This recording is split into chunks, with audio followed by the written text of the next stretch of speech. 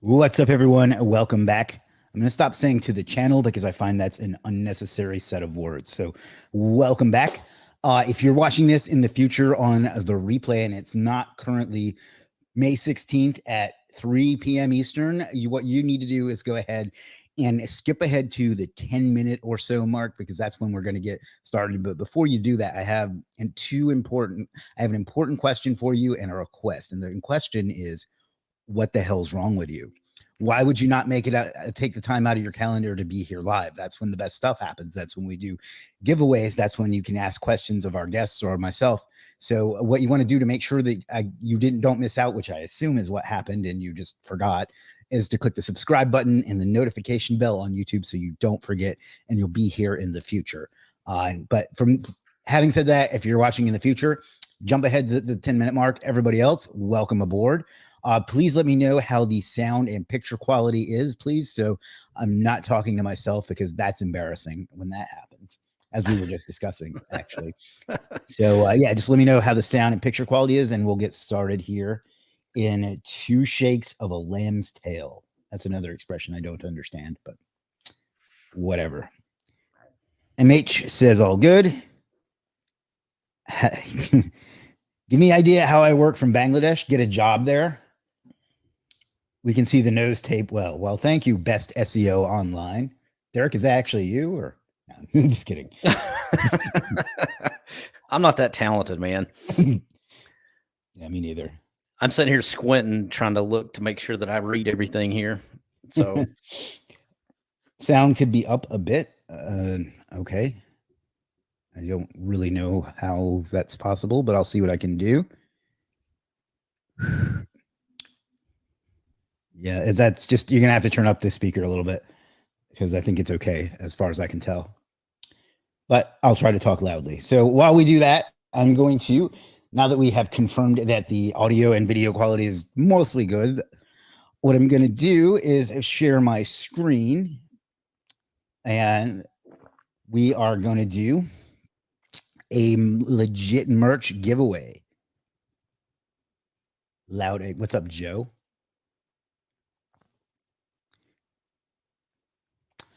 All right, if you can see my screen properly, you should be seeing the legit merch store, which now has the correct logo, although the models that are on the front are not wearing up-to-date logo merch, but you know, it is what it is, although some of that still exists.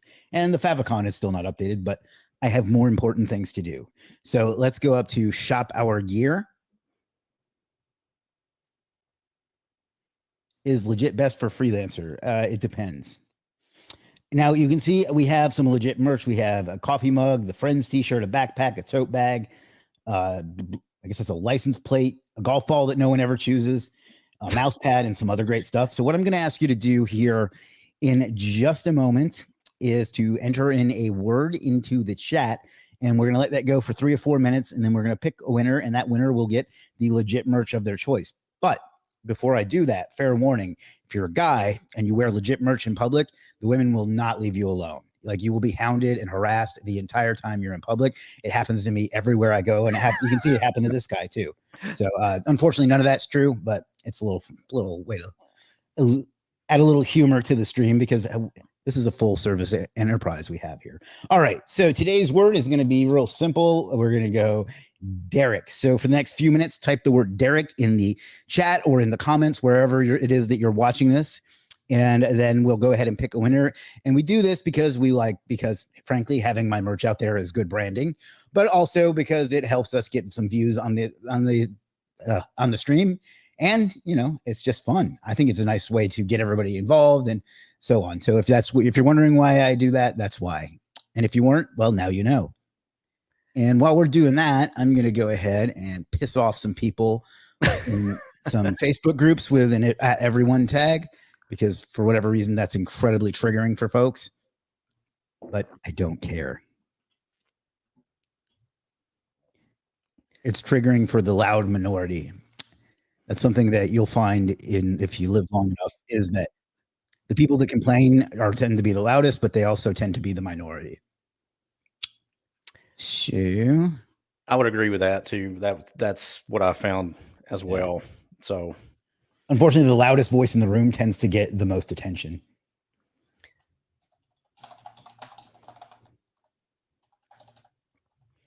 I love the name you selected here. I don't know if that's a common theme that you do there, but I really dig that. I like seeing my name pop up all in this chat here. Oh, yeah. Yeah, usually I do the person's name. Sometimes if the topic is something that I'd like to get like trending, I'll do that in this instead. So like I can't even think of a recent example, but in the past, if there's something that I thought had a chance of like trending, I would do that. But usually I just do the person's name because that's cool. I like seeing it pop up there. That's a little ego boost. A little ego boost. That never hurts anybody. Exactly. Never hurt anybody.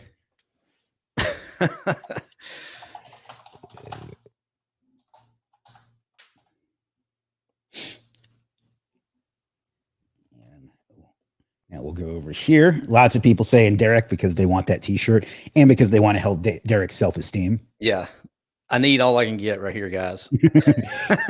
It's actually a public service you're doing. So. Yeah. Because they want that T-shirt. Got to do this one on mobile for some reason.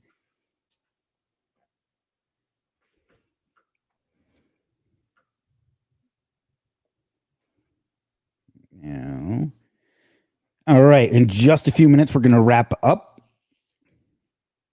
So get your guesses in, not your guesses, but your entries in. All right. Now I'm done annoying people. All right. We're going to let it go till 3:08. And then we will pick our winner. So less than a minute remains. I don't know how much less because the Windows 11 clock doesn't show you the seconds. I complain about that every stream. Legit nose tape coming soon to the store. You know, a lot of people have told me I should get my own brand since I've been wearing these so much. Everybody should wear them though, because I know they look ridiculous, but you'd be surprised how bad you've been breathing your entire life. All right, few seconds left. And time. Please stop saying Derek. I mean, you can keep saying Derek, but for the sake of the contest, it won't count anymore.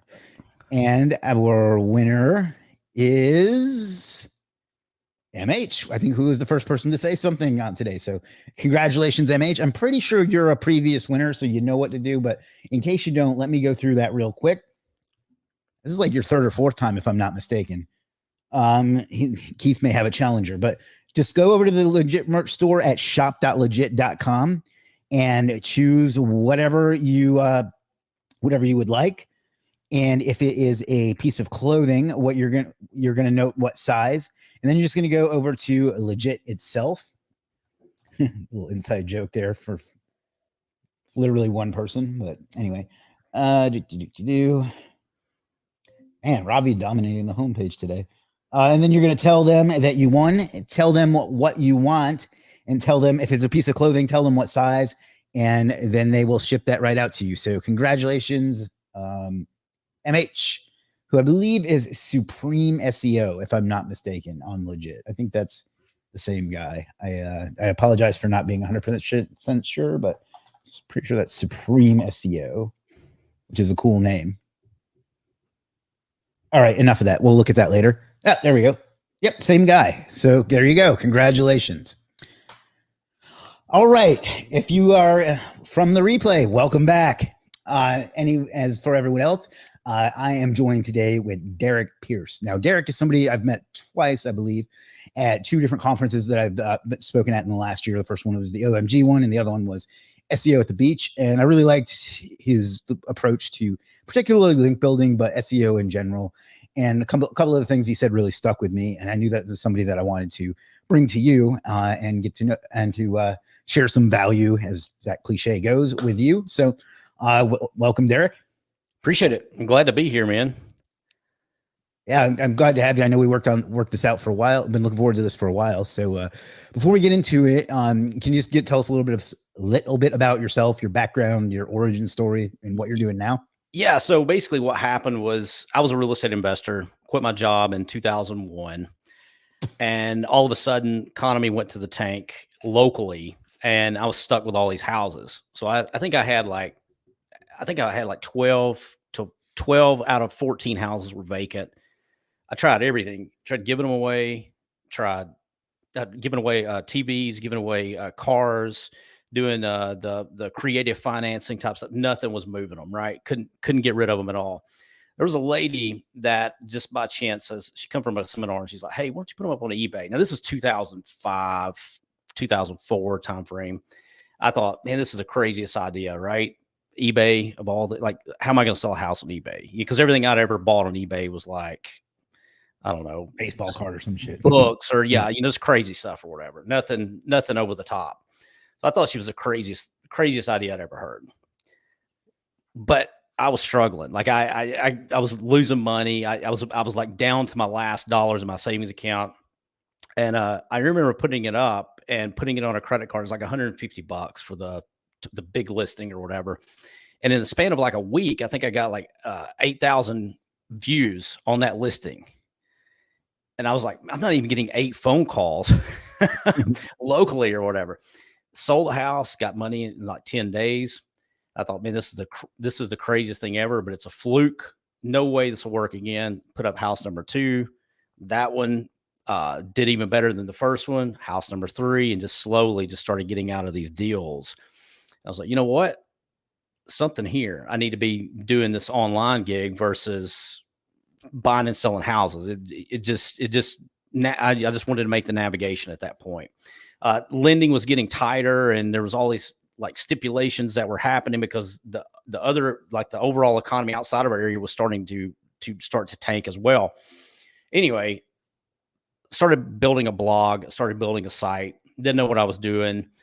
And this guy, Mitch, he says, hey, you need to get up with, you need to get in this JV group for real estate guys. They're really crushing it. I was like, all right, cool.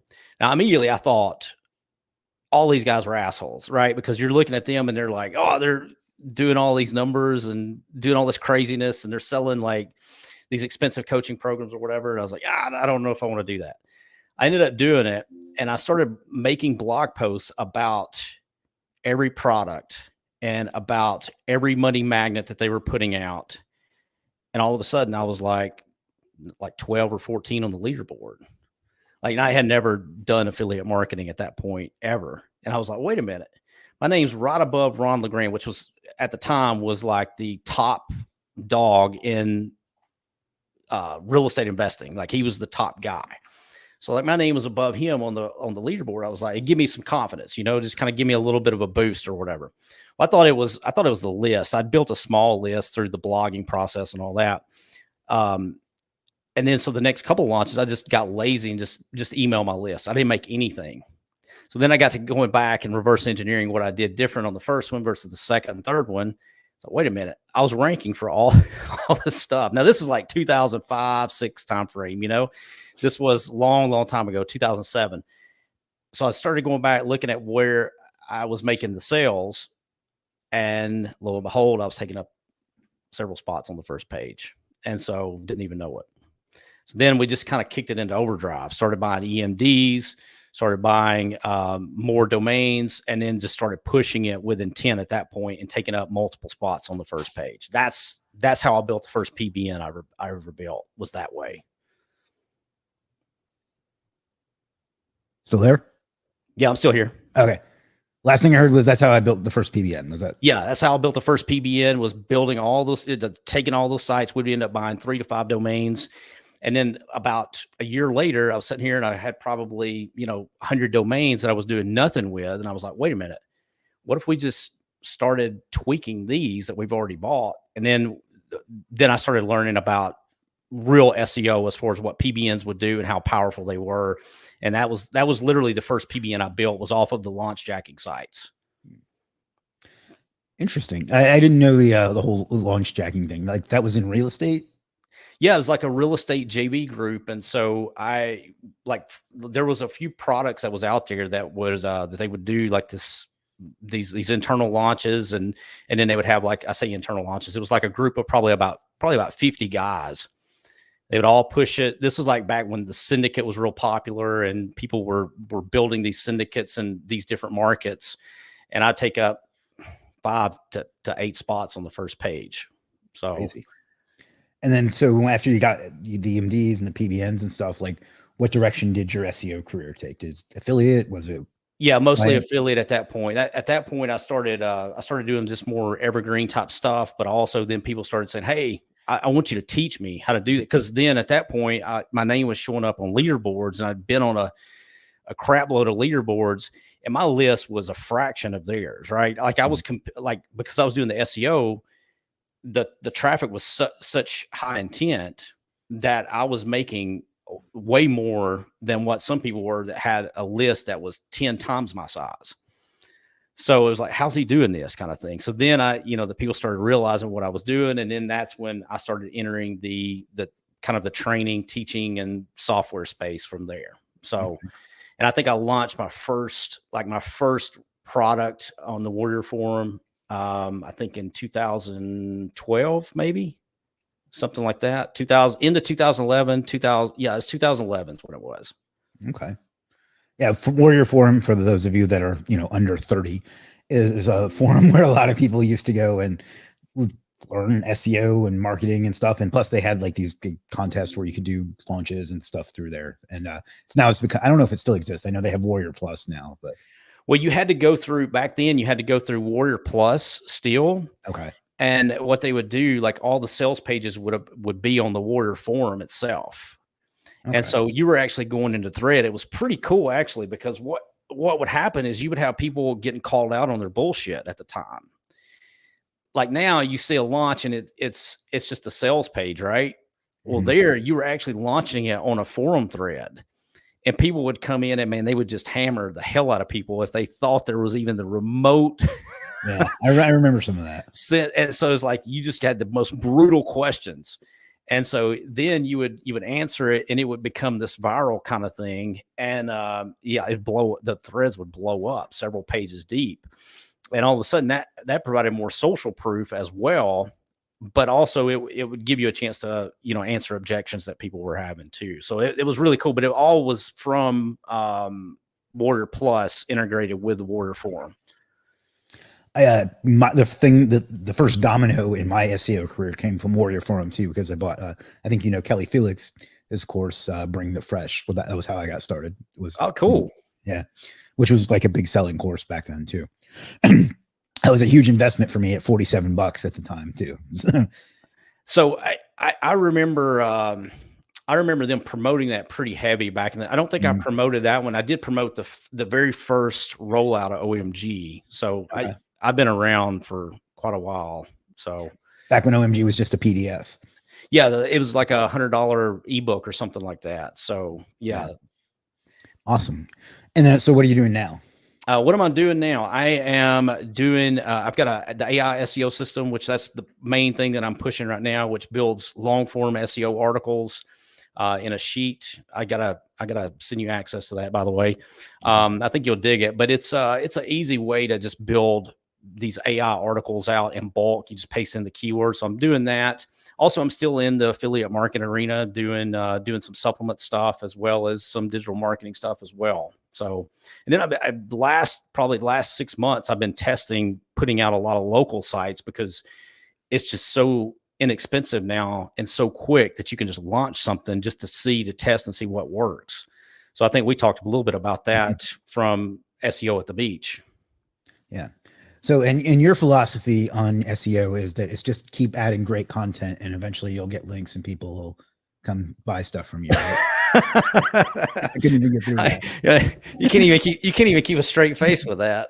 Yeah. I think one of the reasons I wanted to have Derek on today was one of the first things he said in his presentation at SEO at the beach was, and I hope I'm not giving away something I'm not supposed to, but no. Okay. It was to do right for the bot and not right for the user, which goes against what most of us have been taught. Not me, but a lot of people have been taught. So can you talk about that and why you think it's stupid to just add content and add content and add content?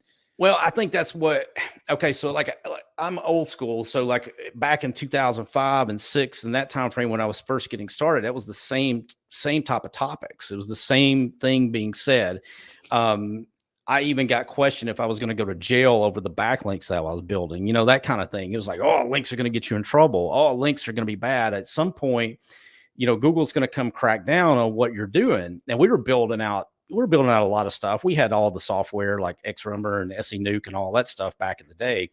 But what ended up happening was you would have the same people saying the same exact thing, but whenever you would go and look at their domain, you would see just a shitload. I'm sorry, is it okay to swear on here? Okay. So you'd see a shitload of links, right?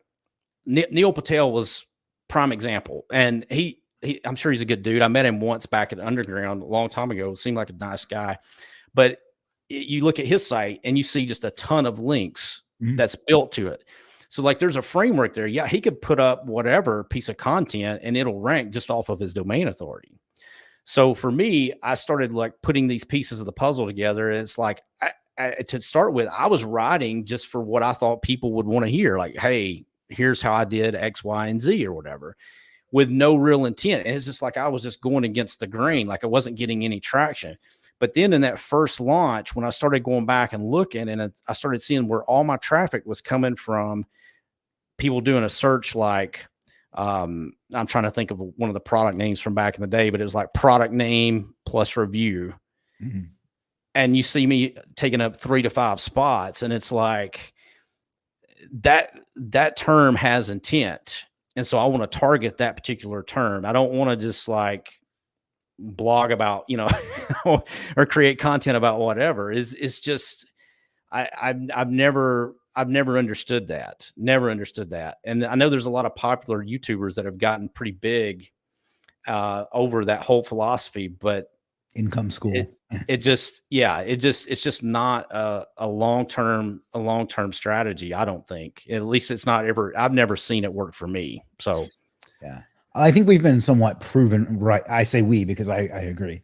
I've been proven right in the last 6 months or so, because quote unquote niche sites have gotten just decimated in the last few updates, particularly the September one. And then again in March, to where they've lost 97% of their traffic in a lot of cases. And they're like, but I did everything Google told me. I was like, well, that's because you should be doing what they do and not what they say. Right. That's the other thing is like all these updates, if you go back and look at them, they all sound eerily similar. Like it's the same lingo, same language, same, just about every update that's we're trying to reduce spam. It's like, well, have you not got a hold of that yet? Like you've been talking about this for 10 years now, when you release these updates. So, and it's not that I've never been hit by an update, because I'll be straight. I have. Like anybody that says they've never been hit by an update, I don't know. I don't know how I feel about that. I just feel like you're not do what? They're not trying hard enough. They're not pushing it. Yeah. They're not doing anything. I've been hit by, Panda and Penguin, and I've been hit by some others, but at that point, like there was people that weren't doing anything wrong that still got hit, like what you're talking about. So it's all algorithmic. And in order for people to be able to see it, you've got to write for the bots and prep for the bots first. Another thing, like I looked at, like, I'm a fan of Surfer, by the way. I like it. And I like all those tools that are out there now that you can analyze your content. Like I know there's several of them out there.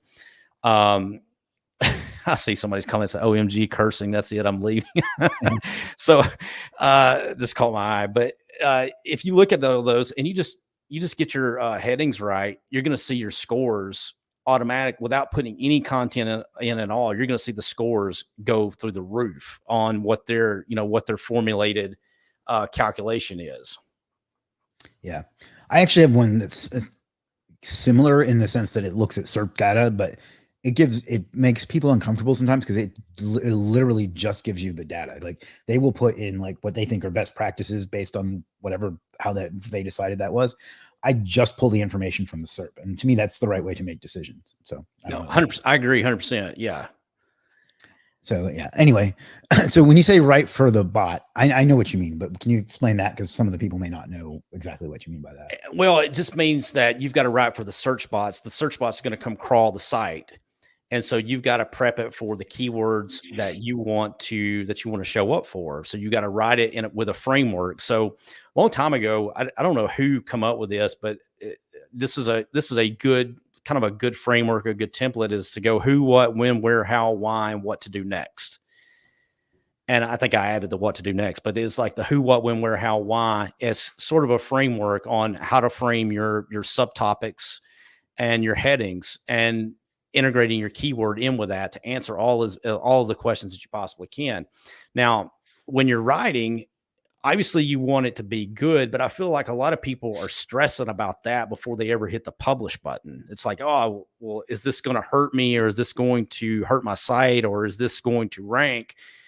Am I putting everything that I can into this for the end user? And that's where I say, like, no, you just write for the bots, write what the bot is looking for, and then publish it. You can always improve it later on if you need to. So what we do, we'll go in and we'll publish stuff. We start seeing it rank on page 2, page 3. Then we start making some tweaks from there. So that way that we can have a higher conversion rate, as opposed to, perfecting it right out of the gate and then just hoping that it ranks. We're instead, pushing stuff out, seeing where we get any traction, and then we go from there and modify it for people. That makes a lot of sense, because first of all, you'll just get stuck. Like, it'll never be perfect. So if you don't just publish, you're never going to know what to fix anyway. But I don't know. I find people like that never get anywhere, because they're just going to overthink and overthink and overthink. So, well, I think we all have some level of insecurity. Sure. And so that plays into it, is like, is it good enough? Am I good enough? Do I have the credentials? And that was the whole EAT thing too. Is like, that was another wrench that they threw in it. And you're thinking, a lot of people are thinking like, well, am I qualified to even talk on this topic? Yes, you're qualified. You can talk. Yeah. Even if you're not, they don't know how to determine who's an authority. Exactly. And that goes, you should talk about things you're not experienced on, but you can. Right. And that goes back to like what we were talking about as well. Like, factual data is not a ranking factor. Yep. Like, that's one of the arguments that I see a lot of people against AI is like, well, the data is wrong. Everybody else too about everything is wrong. Yeah. Does it rank though? Like, will it rank? Yeah, it will rank. You can go back and fix it later on if you need to.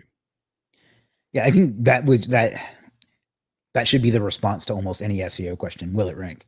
Because that's all that really matters. Exactly. If you have a technique, if you have a client and you have a technique will work, but it's not the particular hat that you've associated with yourself with, and you choose not to do it, I think that you're being unethical by not using everything at your disposal to get them results. I could, other people could argue with that, but I'm right and they're wrong if they do. So. No, I agree 100%. Like, the thing is, like, you've got to, you're not creating this game. Like, you're just, as they say, don't hate the player, hate the game, or whatever. I fall into that line of thinking with this, just because, like, you're not making the rules. We're just abiding by what rules we're given, and you got to push it the best you possibly can. And for me, like, anytime I become passive in something, it never works out. Yep. Ever. It's that way in life. It's that way in SEO. It's that way with everything. If I just like go passive on something and just kind of waiting around and hope, it never ends well. No, I mean, it shouldn't. I think the people that put in effort should be the ones that get results. But for SEO, for some reason, there's this tribalism and this they want to pick the certain way that works, and as opposed to just looking at what works and doing that.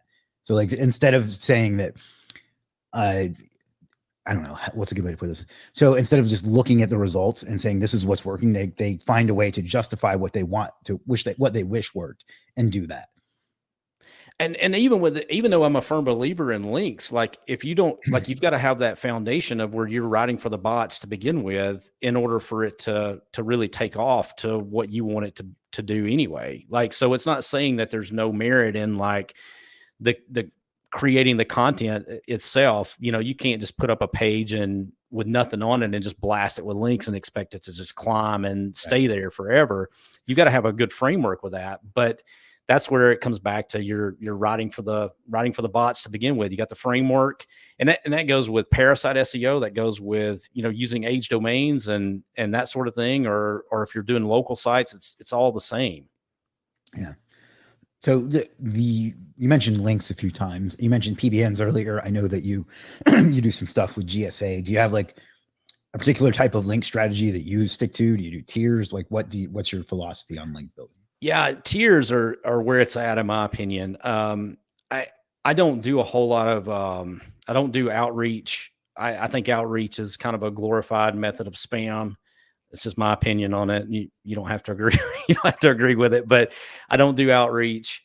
I do PBNs. I do also I do GSA blast. I'm a big fan of GSA, but mainly what I'm doing is I'm doing this in tiers. So what I do with GSA is the tier one will be like really strict about what we're hitting with. Like we don't just open it up to the floodgates on that. We're limiting it to based on either .com, .net, .org, .biz, .us. Also, we're limiting it based on the languages and whatnot and the countries. We want to limit it with that. So there's several filters that we're building into it. And the further down we go, we'll just throw everything under the sun at it, but it has to be like way down. Like I put up a video of a screenshot where we were dropped, I think like 300,000 links on one campaign in the span of 10 days. But that was 300,000 links for the whole campaign. It wasn't just going to a single URL. That was the full tiers that we had on that. But I like to hit those to parasite pages, and I like to hit those to PBNs and secondary sites. That's it in a nutshell. Okay. And for those that don't know, GSA is a software that builds links in mass. So that's only if you don't know what it is, that's enough explanation for you for the moment. But it's not beginner friendly at all. So you mentioned the different like the .com, .net, .biz, whatever it was you said. You do those because if you do GSA wrong, you can really fuck things up, right? Right. Yeah. If you that's the thing is if you just go at it and you just hit start, like you said, it's not user friendly. It's taken me a lot to get to where we're running it, where we're at, but it's not user friendly. So if you just hit start, you can do more damage than good, because what you're going to do is you're going to have a bunch of just links that don't really move the needle or could obviously hurt you from there. But yeah, that's why we filter out at the very beginning. Is we try to filter as much as we can, and we're kicking out a lot of sites, that we can obviously post to, but it just doesn't fit the criteria for what we're trying to do. We'd rather get, a few hundred links here and there and focus on the quality, and then deeper on the tiers, we'd rather, just really blast them from there. And the main point of blasting them on the lower tiers is you're wanting to build up authority to those, to the uppers, and also to get those indexed as fast as you possibly can. So as you know, indexing has become a bigger challenge since AI has come into the fold. That's become a bigger and bigger challenge from there. GSA links were always hard to index anyway. Oh, 100%. Yeah. So you mentioned AI. That's a great segue. So I don't know if you set that up on purpose, but that was going to be my next question. That's what you said you were doing a lot with now, and that's what your training is about. So let's start with this. Do you think that Google can detect AI content? I ask everyone that comes on this on the stream that. I honestly don't think they care. I just don't think that they care. I mean, I think that the ones that have gotten hit that were all over YouTube talking about it, I think there was a few things that went on with that. Number one, if you poke the bear in public, you're going to get slapped because they don't want to be made, a mockery of. Number one. Two, you've got to have proper fundamentals, just like what we were talking about before. I have found other sites that some of the people that had supposedly been hit with AI, and it's got their names all over it or whatever. And it's like, I've looked and I monitored. Do what? Julian Goldie is the best example of that. Yeah. So I think it was actually one of his sites, but it was just like the fundamentals of the site weren't there. Had like 5 posts, and nothing against him at all. I don't know him. I do. And he's a great guy. Yeah. He knows his stuff, obviously, because when he talks on YouTube, he knows, like, he's got some good info, and some of the stuff he's talking about with AI is 100%. But in this scenario, one of the sites that I found, which was in a niche that I was in, is the only reason I saw it, but you've got 5 to 10 posts about the same identical topic. Now, I don't know if that happened intentionally, or if it was like the AI kind of got, if he was using a software or something like that, if the AI got hung up and it duplicated the post. You know what I'm saying? Like, I've seen where in some instances where the API gets kind of bogged down a little bit, and so it will start over. And so it'll make 2, 3, 4, 5 posts about the same identical keyword. And so in WordPress, you will notice you'll have like keyword, and then the second post, if it's about the same identical one, it'll be keyword -2, keyword -3. So you start seeing 5 or 10 of these, then that's not AI's fault. Right. That's just, you're just spamming. You're spamming, and it's just a matter of time whether you're writing that by hand or if you're using AI content. It's going to get probably flagged. Yeah, you said the poke the bear in public thing. The analogy I've been using is that if you speed consistently 5 miles, 10 miles over the speed limit, police usually aren't going to stop you, but it doesn't mean that they don't know that how to detect that you're speeding. But if you go 100 miles an hour in front of them, over the speed limit in front of them, then they're probably going to pull you over because you're rubbing it in their face. So that's the analogy I've been using. Yeah, 100%. The other thing too is like, how many people trust Google nowadays is so bizarre. And I don't know if it's because there hasn't been like a major update. Like, if you look at the updates around Panda and Penguin, like those were like big, massive updates that just kind of just wrecked all kinds of havoc. To me, this last update wasn't that big of a deal. I just didn't see a whole lot from it. Yeah. But Panda and Penguin, I did. Like, Panda and Penguin were awful, kind of thing. And so anytime they would do a refresher on those, it was like, oh my God, you just kind of holding your breath a little bit.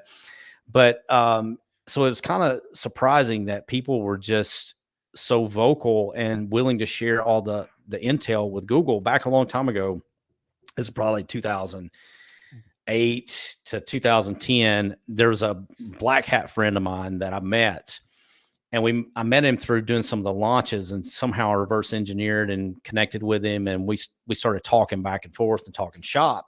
He's not a guy that sells any info or anything like that. Never has. He's never been in the limelight or public or anything like that. He's like a genuine SEO guy that doesn't want any of this. He doesn't want to teach. He just wants to rank sites, do his thing and be done with it, And so one day I emailed him and said, hey man, I found out, I said, I heard about these SAPE links. This is like 2008, 2010 timeframe. And I never heard of SAPE. Hey man, I heard about these SAPE links. What do you think about this? And I sent him a link. His response was, don't talk about that shit in here. And it was a Gmail account. That's what it was. So wow. he was paranoid because Gmail was listening and watching our communications, is what his thought was. That's a bit extreme. But it wasn't, at the time, it wasn't so far fetched. There were a lot of people that were swearing that they were indexing sites just by sharing them in Gmail. Interesting. This is like I said, this is way back in the day, 2008 to 2010 timeframe. So with that being said, I always, after he told me that, I was like, you got to be a little more careful with like analytics and what you're sharing and being so public and out in the open and so brash about it. So that's kind of where I just kind of was like, when all this stuff started coming out, I was like, this is a little, they're being a little too open in my opinion, but that's just me. Well, also the other downside to being open is our industry kind of sucks. Like a lot of the people in it do. Every single site I've ever shown in public has either gotten hacked or gotten spammed or gotten some malicious things. I've had death threats before, so that's another reason not to overshare in public, is people suck. So negative SEO, I've had that, although nobody really knows how to do that right. So it's not that big a deal, but I've had that happen before too. So when you say negative SEO, when people don't know how to do that right, are you referencing like most people just go out and build links that are spammy links? Yes. Then and that doesn't work. No, I don't know if it was GSA, but they fired like GSA or some other X rumor or something at a site, and it was, porn, sex, dicks, whatever, like Right. times 10,000. I was like, and it did absolutely nothing. So Yeah, I've seen that too, and it usually what I've noticed is like a lot of times that can backfire on you. So mhm. that's always been I've been real skeptical about doing anything like that. You know? Yeah. I would be more afraid of like one penalized PBN link than I would of a million GSA links that were all porn and spam and that kind of crap. Yeah, because they know how to filter that. If you've got a pretty decent link profile, and then all of a sudden you start seeing this, the algorithm's going to know. Yeah. I feel like. Well, if that worked, the Google search wouldn't work because people would just do that to everybody all the time. And I think they cut back a lot of that in, was it 2016 or 2017? They got some flack for, because people were doing that. And then like, I want to say it was like, maybe it was earlier than that, but that was becoming a known thing that people were trying to do. And at that point you started seeing where link penalties were not as big of a thing as what they had been in the past. It's like, okay, well, maybe the links don't tank it, but they don't really help it either. And it's like they put something in the algorithm to kind of figure that out. So at least that's, if my memory is right, I think it was like 2016 or 2017. I may be wrong on that. Yeah, I think what people were trying to do when they would do that was to try to trigger like a penguin penalty on the site that they were targeting. I say that because the only penalty I've ever gotten was a penguin penalty in 2014, which when I didn't really know what I was doing was even called SEO. I was using a tool called Magic Submitter and just building as many links as I could. And Dude, I love that tool. yeah, I think it still exists, but it doesn't work anymore. So I ranked for that term as well, and I put a bunch of people into that program. I remember that. So it would work really well. yeah, I loved SE Nuke, and so then that was like the next better version of Nuke, in my opinion. It actually worked. yeah. I was using it. I ranked for number one. I had like my first site was for like streaming services and devices, and I ranked for like WWE Network review and like Netflix review and Roku review and stuff like that. And I had no idea why it was working. It was in Kelly Felix's course. Actually, he said to do this. So I did that and it worked. So, There was a software that Keith Baxter recommended a long time ago, and I don't remember what it was, but this sucker, it was hard to work with, but it would go out and it would find all the WordPress multi-sites. This has been back 2010, probably 2012. But it would find all the multi-sites and it would go out and create all WordPress multi-sites, and you just run this thing just over and over and over again. And man, it would just pop every time. And so like, I've loved these tools over the years, just being able to utilize them a little bit. And it was more fun when stuff like that stuff worked as well as it did too. Do what now? It was a lot more fun when stuff worked that way too. Oh yeah. Yeah. That was the day right there. You didn't have to be near as careful as what you do now. It wasn't Money Robot. It was something else. I don't remember the name of it, but it was pretty effective then. Yeah. There were quite a few back then. There was Xrumor and FC Nuke and the one that I think that you're thinking of that I can't think of the name of either. But, the Xrumor was my favorite purchase of all time, though. All time, that's my favorite purchase online I've ever made. Because did you ever buy it? I did, but I didn't know what I was doing. So I didn't know what I was doing either. I never did anything really, but never did anything with it really. I hired people to try to train me on it, but I could never get over the language barrier and all the configuration. But it was my favorite purchase because you had to go to this guy, and I think it was Botmaster or something like that, and you had to request a link. Now this was back pre 2012, I think. So you had to request a link.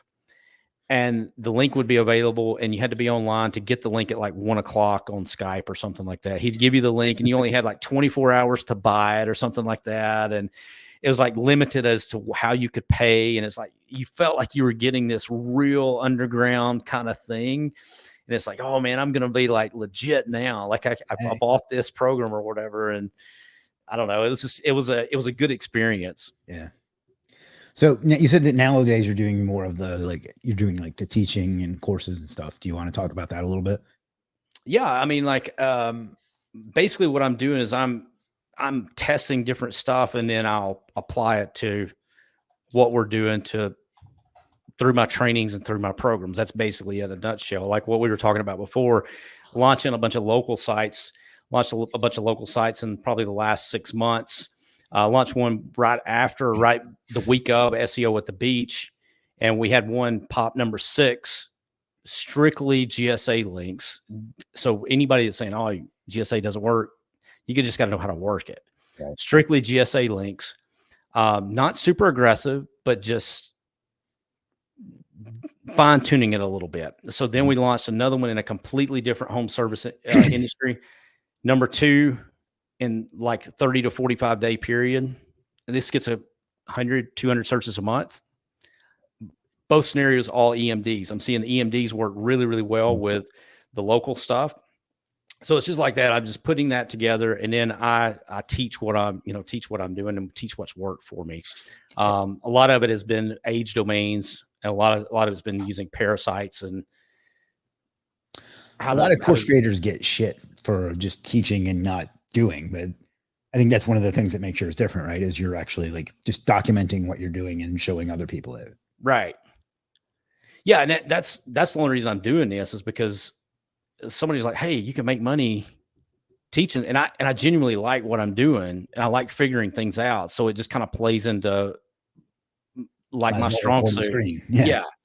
It's like, so I'll teach a class. Like I did a AI class probably a couple of months ago, and it was like, well, I'm going to be doing this anyway. So why would I not just open up my camera and just walk people along with the process? So that's kind of the stuff that I do. So. And you mentioned AI class. You have a program now called AI SEO system, right? Yes.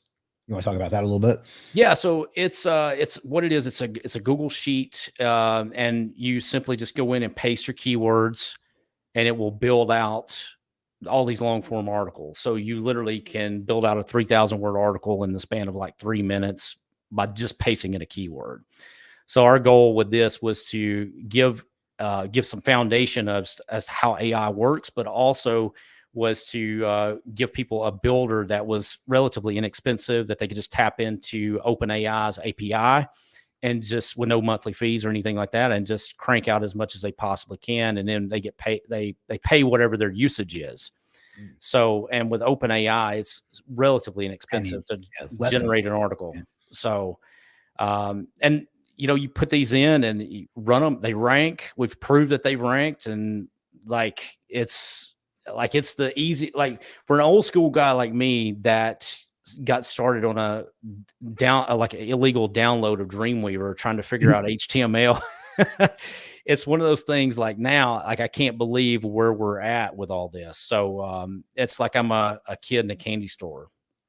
For those of you that don't know, Dreamweaver was a software, a WYSIWYG software back in the day for building web pages, back when that was like a hard thing to do. So, I didn't even think about people not knowing what Dreamweaver was. Like the way that it worked was you would have to, and people probably don't even know what FTP is now. No. So I don't even know what FTP stood for, but basically what you would have to do is you'd go through and you'd stumble through Dreamweaver, because I didn't know HTML. You'd stumble through Dreamweaver, you'd save it, and then you'd have to upload it through the FTP process. And then you go to your page and you refresh it over and over again. If it didn't look like the way, you had to start all over. So WordPress and all this other stuff comes along, and then now AI, this is the easiest thing that I've ever seen in my life. So this would be what you would dream about back in the day, kind of thing. Yeah, you would the hoops you had to jump through to get stuff like this, like spinning content never worked right. So I think for me, like, when I hear people complain and bitch about like, well, the AI is not perfect or it's not accurate, I'm like, dude, do you know what we used to do to get this kind of stuff? Or like, my writer can write better than this. Like, so anytime I hear that, I think like back in the day of what we kind of was dealing with. Yeah. I mean, well, and to be fair, I think to some extent humans still can write like more, like better if you're looking for really expensive like sales copy and stuff. But 100%. Yeah. Yeah. But for blog articles and stuff, I mean, I have a different number than you do. I can see how much our content sales have went to shit since AI content came out. So it definitely works, and it's so easy. So I don't get why people are afraid to embrace new stuff. Yeah. I just think it's I think it's afraid of what it means to their bottom line at the end of the day. Mm. Like they haven't adopted it as being like a legit thing. And it's kind of like they're ducking their head in the sand because it's like they're kind of worried about it. Kind of an avoidance kind of thing of like, oh, I don't want this, so I don't want to even acknowledge it. It exists. So I think that's where some of that comes in. Yeah. We have pivoted into it because like AI was our second biggest category after SEO for a long time, or not AI, content was our biggest category after SEO for a long time. And it's not anymore. So we've like come up with, I can't give away everything because some little fucker from Europe will come and copy me, but there's some stuff that we're building into the platform that will make it easier for people to make content through it. And we're embracing using AI as opposed to like sticking our head in the sand, like you say, or pouting that it doesn't work the way it used to. You know, I feel like they're like VCR repairmen, the people that are afraid of it. No, 100%. I didn't think of that, but you're 100% right. That's a good analogy. Yeah. If you have any questions for Derek or for me, I guess, go ahead and drop those in the chat. This is his page. You can find it at superstarseo.com/Derek. So there's another ego boost for you. And let me see if I missed any questions while we're getting those lined up. I like these ego boosts, man. I need to, I could deal with this all day, man. Let's see. Anyone get hit by the Cinco de Mayo Greek? I guess he means the May update. It seems to not. I haven't heard that much about it, to be honest. Like I heard it was coming, and then not that much seemed to happen. Yeah, that's the same with me. Like I heard something about it, but I didn't see a whole lot from the March update either. Like if you were on Twitter, you would. Well, no. When I see it, I mean like experience is probably a better word. Like I saw some stuff on Twitter where people were talking about it, but I personally didn't see a whole lot. I think one of the things that I do that's probably a little different, and I know you've got some people that provide this service on there, is doing what I call brand stack links, which are just all about building brands and connecting it with IFTTT or something like Make. I do that on about every money site that we build. And I've seen multiple people talking about how they feel like that was kind of one of the things that helped them with some of these updates that have come down. But it's just something that we've been doing for years. Yeah, me too. I did that before I even like knew that it was a good thing to do for SEO, because it just seemed like common sense to me. Like, why wouldn't you want to be everywhere? Right. So let's see. bestseoonline.com. There's your free plug. It says, yes, it is content with context. Does your site answer real questions people are searching for with long tail keywords? If so, it will rank when you send the correct signals. I agree with most of that. I don't think it's quite that simple. But they only care if content is poor quality. Same with Amazon books. I've never done an Amazon book, but that doesn't surprise me. What's weird though is there's still instances that I could show you. I'm not going to, because I don't want to give away what I'm doing, and I don't want it to tank, because if I reveal it, then it's going to tank tomorrow. Somebody's going to be like, make sure of it. But I've still got spun stuff that's ranking on the first page of Google. Awesome. Like it's just, you would say there's no way. It's just complete trash. I've seen 301 redirects ranking on Google lately too. Like the actual redirect and not the Oh, wow. Yeah, that's and usually you see that a lot of times whenever there's been an update, and then it has this period of correcting or whatever. But that it's wild when it happens, and you actually like, oh my God, 301s are coming back. Yep. Done for you, sweet. I think when we were trying to remember the name of the tool, he's asking if that was it. That doesn't sound familiar to me though. I don't remember the name of it, but maybe it was Traffic X. I'll have to ask because I'll have to ask Keith. Keith was the one that I just remember that tool, and that's what turned me on to WordPress Muse sites back in the day. Okay. Joe says let Macromedia cracks. Yeah, that was what we called it. File transfer protocol. We are old. Yeah, lots of old people here today, apparently. That's what FTP stands for, file transfer protocol. Okay. Rabiel says, great episode. Thank you. I still use DW. I still use Dreamweaver too. Okay. I still use it too, but mine is more building like in some instances, like if we're building a parasite page out and I can't build a table or something like that, I'll go into Dreamweaver and build a table or something like that. So that way I can just copy it and paste it over there. Yeah. Because I don't know HTML that well. Yeah. I still struggle with it. Kids these days without dial-up connecting. Yeah, I remember those. How much do you utilize social efforts for your websites you are ranking? I assume he means like social signals, but 0. All right. The only thing about the social stuff that I am and what I've gathered from what I've tested is the social signals matter if you're getting traffic from the social signals. It's not necessarily the social signals. It's just if you're getting a link and you're actually getting traffic from that, the traffic will obviously help you because we've done stuff where we send email traffic or whatever, and that will give us a little bit of a boost because they're tracking all of that. Yeah. Dave Keys says, do you think DA matters that much on a PBN site? Like, what do you, let me ask this a different way. What do you look for in a PBN? So what I look for in a PBN is I want links that I just can't go out and build on my own, number one. And preferably if I'm going to use that PBN as a money site PBN. So a lot of times what we'll do, we'll buy a site and we'll retheme it and rebrand it to whatever niche that we're wanting to be in. One of the keys is, in addition to it having a little bit of traffic and having links that I just can't go out and build on my own, the other element is that it's just remotely in the space that we're wanting to build in. So like, for example, if I was launching like a fitness review or a fitness supplement site, I wouldn't necessarily want to go out and buy or rebrand a domain that was like in an automotive niche.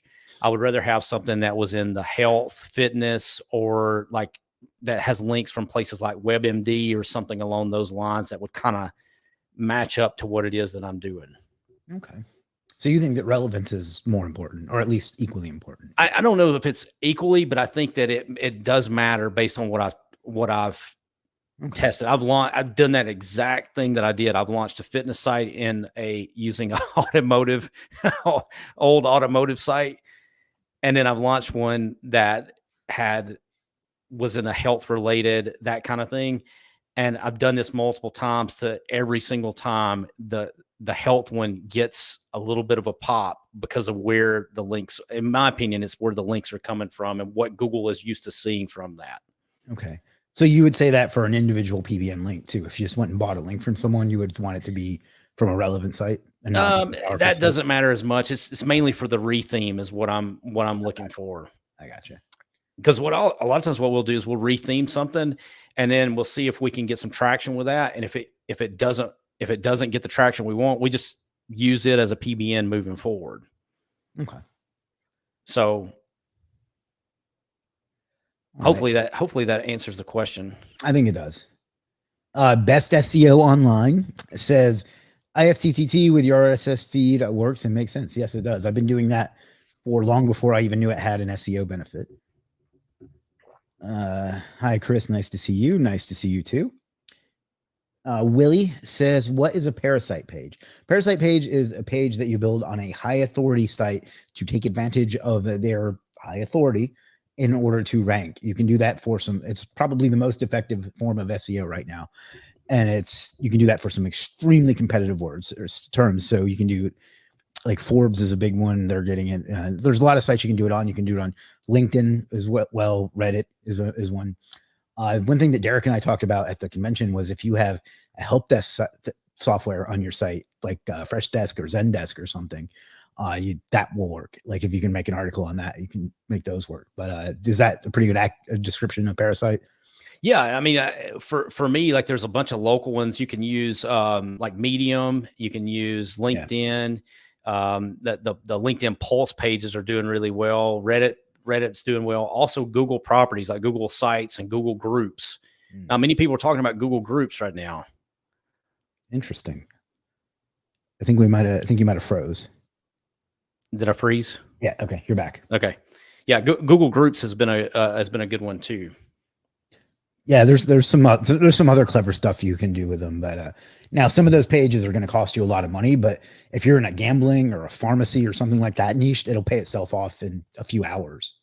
So yeah, that's basically what Parasite SEO is. It's kind of dominating right now. It's being abused. I think they're going to clap that eventually, but I could be wrong. It is traffic, and think of likes and shares like a thumbs up for your site. I'm not sure what that means. Thoughts on cloud sites. So I guess he means like those ones where you put it on like Dropbox or Azure or something like that. I've not used those in a while. I don't really have an opinion on them, to be honest with you. I probably need to test that, but I have put some stuff on Amazon, and I've got some stuff ranking with Amazon S3 still, but that's about it. Yeah, I haven't messed with that either. It doesn't strike me as a permanent thing, so I don't mess with it. Isan said, "Ooh, this is a long one." It says, "I think ranking is not on one thing. We SEO just focus on one thing, like semantics, some graphic, etc. But it's the combination of all things: infographics, semantics, social signals." Well structured. If everything we meet there are better than competitors, otherwise, no means generate content. Yeah, I actually agree with that pretty heavily. Is that a lot of times people will try to isolate a single thing and do that one thing, and then if it doesn't get a result, they determine that one thing doesn't work.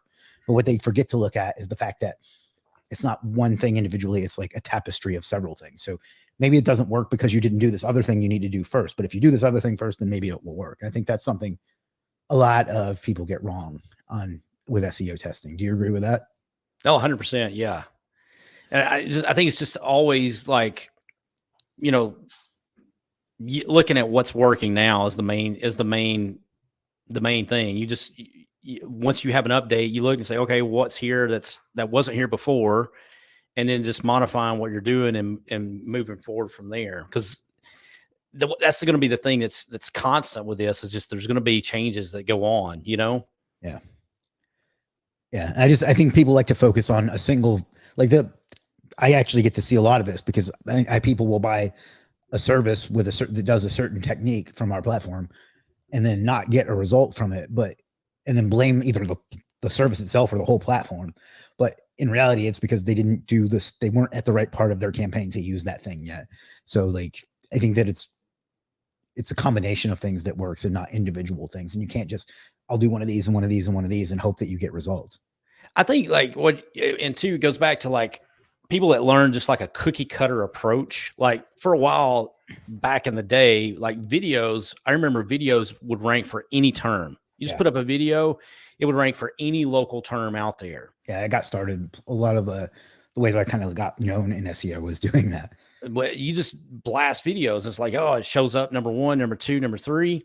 But then what you started seeing happening was Google started shifting even the tabs at the top, where it was now shopping tabs. Then you had maps, and then you had news, and it all changes based on what they think the search is going to use. But if you're using that cookie cutter YouTube ranking approach, and you're in a local space, the likelihood of you ranking now is very slim. You're going to have to go with Google My Business profiles or, a traditional website. Yeah. Apparently, like yesterday or today, they launched a web results tab. So there's no SEO. So there's no AI or anything in it. So they're really, I saw that today. So interesting. That's not necessarily great for people in SEO, but you just have to adapt. But anyway, I think that's part of their business plan, is to try to keep people on Google rather than going to websites. But right. LinkedIn Pulse is going down right now. Got one of my accounts intended for bulk publishing. Now play it safe, but still working on LinkedIn parasite thing. Yeah, you do have to play it safe. Are either of you guys using Web3 domains yet? I am not. I am not. I maybe I'm being a bit of a boomer, but I find Web3 crypto NFT to be very confusing. So superstar services are great, except I'm still waiting for pizza. Pizza's a little running joke of ours here. Martino says, is a backlink from a comment on a blog page with no traffic or trust flow or citation flow still worthwhile if niche relevant and blog domain is high trust flow, citation flow, or is it worthless? My opinion is it takes so little time to make it, you may as well try it, but it's probably not that helpful. I think for me, like we're building those out in such bulk. Like you can build those out in bulk. Yeah. So you think that? So you think there is some value to that then? I think there is, but I think it's like I'm doing more of that stuff on the lower tiers. Mm-hmm. Just mainly for indexing, and I just don't think you put a whole lot of, like you said, I don't think you put a whole lot of time into it. I think there's more important things you could be doing. Yeah, exactly. All right, that is the end of the questions. I'm going to put your program on the screen again. You can check that out at superstarseo.com/Derek. That's and again, it's pretty inexpensive anyway, right? $49. Yeah, it's relative, very, very inexpensive. So, and you say it's a spreadsheet that it lets you build out a bunch of AI pages, and then some training there as well. Yeah, you've got, it'll build out anywhere between 1,000. We got these different sheets. Like if you would need a short form article, like 1,000 words, you got that. And then you got a long form sheet, and you just paste in your keywords and walk away, and it'll build them out anywhere between 1,000, 3,000 words. So when we started building this thing out, the first night, and this has been a year ago when we did this, the first version of this, I went to a Brit Floyd show, and I loaded up 184 keywords that night. And I come back and they're all there. I was like, holy cow, this is great.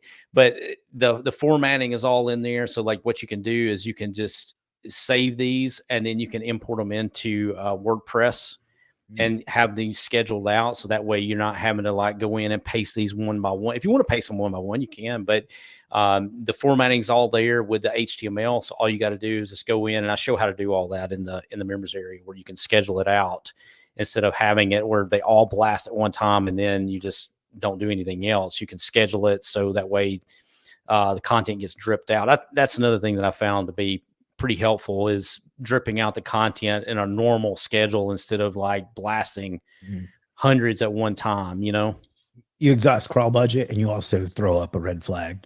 Oh, 100%. Yeah. Is this an automatic clients funnel? I kind of modeled that after that, like using Thrive. I basically just took that model and kind of run with it. I noticed this is what made me ask that. Oh yeah. I've seen those everywhere. So I swiped that idea for sure. Cool. All right. Well, we have one more question. It says, you mentioned about EMD working for local. What's EMD? Exact match domain. So if you're trying to rank for Myrtle Beach Accountant, it would be myrtlebeachaccountant.com. That's what EMD stands for. All right. And I have one more question for you.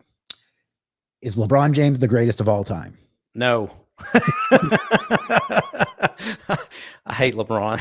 I know. I asked that because like the day that we scheduled the stream, you made a post about that, and it like I could see you were like ranting about how overrated he was. So I was like, I'm gonna ask him about that. I'm a big MJ fan. I grew up with the Bulls, and I love watching the Bulls and that whole run. I think for me with him, like what bothers me with him, and you may not want to hear all this, but what bothers me with him is like he's getting like these management decisions made. He's getting his buddies signed with top dollar, and then he's complaining about the talent at the same time instead of accepting responsibility to say, hey, this roster that we built was partially my input. You can't convince me that he's not having input in all of these management decisions. Yeah. So I don't know. I'm not a fan by Any stretch of the imagination. Yeah, I just saw that post. I was like, that'll be a fun question to wrap up with. Before we do wrap up, is there anything else you would like to talk about? Or... Man, dude, this has been fun. Like you're a great interviewer, and you got a good energy here, and I loved it. I really did. Like sometimes these are a little, you can be a little nervous and feel a little off or whatever in terms of like the robotics of it or whatever. But like this has been good. I really have enjoyed it, and I'm being 100% serious with that. I appreciate that. I've worked on that particular skill quite a bit over the last few months, so I'm glad to hear. I've gotten that feedback a few times now, so I appreciate that. And what's his URL? Well, yes, definitely do that because I want to give you as much chance as possible to give us both money. So the URL is superstarseo.com/Derek. And feel free to leave a tip anywhere you want.